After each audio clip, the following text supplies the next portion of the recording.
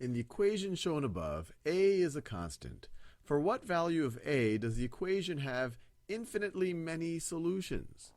So you end up with infinitely many solutions if your equation simplifies to something like x is equal to x, or 1 is equal to 1. Something that's true, that's going to be true for any x that you pick. So let's see what we could do with this thing right over here. These are obviously not, if you got 100 equals 100, that would be the same, that would have an infinitely many solutions. 0 equals 0. These will all be situations where you have an infinite number of solutions.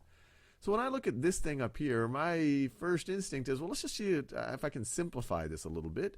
I'll leave the a in there and then see if I can get to a point where it's going to have an infinite number of solutions. So let me just rewrite it. So we're going to have 3 plus 10x minus 5 is equal to a plus 1 times x minus 2. So let's see, on the left hand here, I can add the 3 and the negative 5, or I could take 3 minus 5, that would be negative 2. So I get 10x minus 2 is equal to, and let me distribute the x. So it's going to be ax plus x. All I did here is I distributed the x minus 2. Now let's see, what happens if, let's see, I could get rid of both of these negative 2's if I add 2 to both sides. So if I just, remember, anything I do to one side, I've got to do to the other one if I want to hold the equality to continue to be true. So I just added 2 to both sides, and I am left with 10x is equal to ax plus x. Let's see, let's subtract x from both sides. So if I subtract x, actually I can write it like this. I could subtract x from both sides.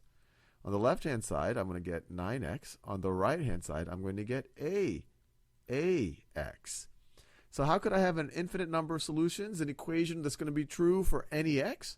Well, if a was equal to 9, because if a is equal to 9, I'm going to have a situation. So if a is equal to 9, then you're going to have a situation where 9x is going to be equal to, instead of a, I'd write 9, is going to be equal to 9x.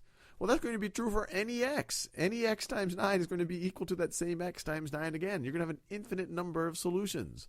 And so a needs to be equal, it needs to be equal to, a is equal to 9. Now, what's really interesting here is think about what would happen if a is any of these, other things right over here. Then you're going to force a different solution. But anyway, we'll leave that for another video.